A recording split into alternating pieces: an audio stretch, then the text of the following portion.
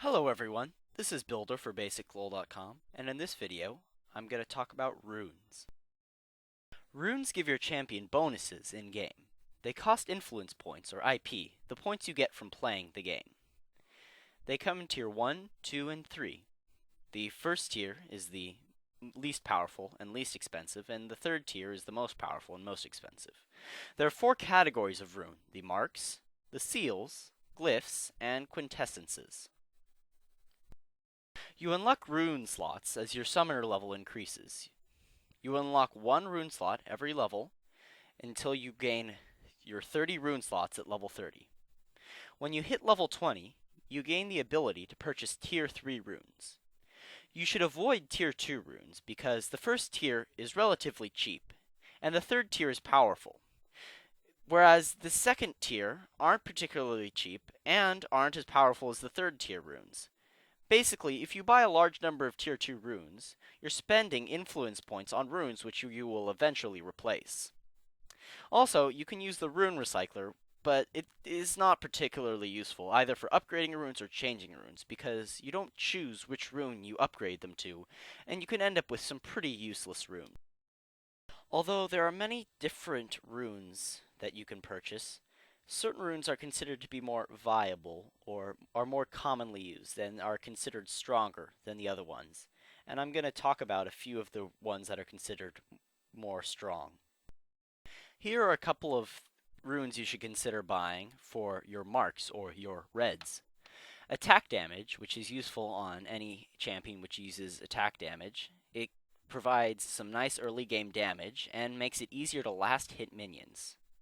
Armor penetration, on the other hand, is bought on similar champions. However, it scales better later into the game than AD.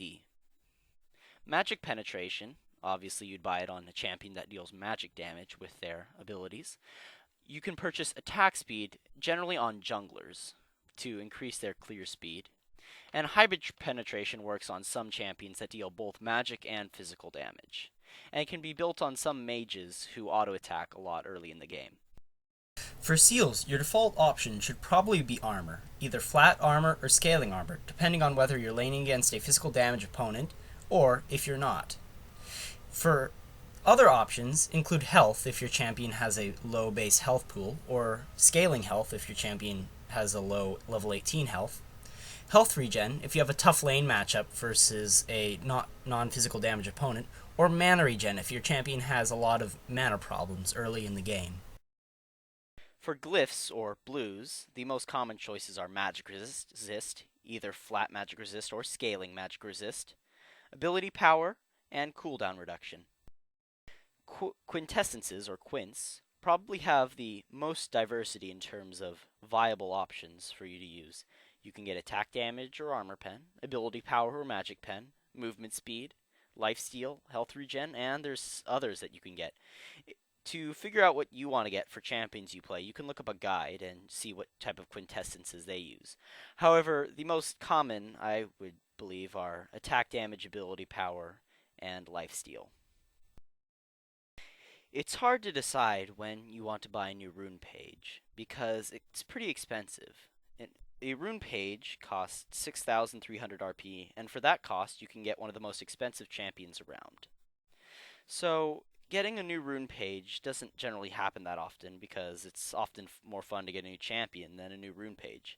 However, if you've hit level 30, you should consider buying a couple new rune pages because not having enough rune pages can be restrictive in what sort of roles you can play and what sort of roles you can play well. And it's recommended that you have all tier 3 runes before you start playing ranked games. Of course, again, you have to be level 30 to play ranked games. And make sure to have runes for different roles. So you start out with only 2 rune pages, which is kind of hard to work with. What I did when I was lower leveled is that I had one page which had mostly attack damage, and one page which was a more magic focused page, which had magic pen and ability power.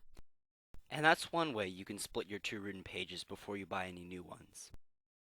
Well, that's it for this video. For more in-depth look on rune choices and other things about League, please visit BasicLoL.com. Have a wonderful day.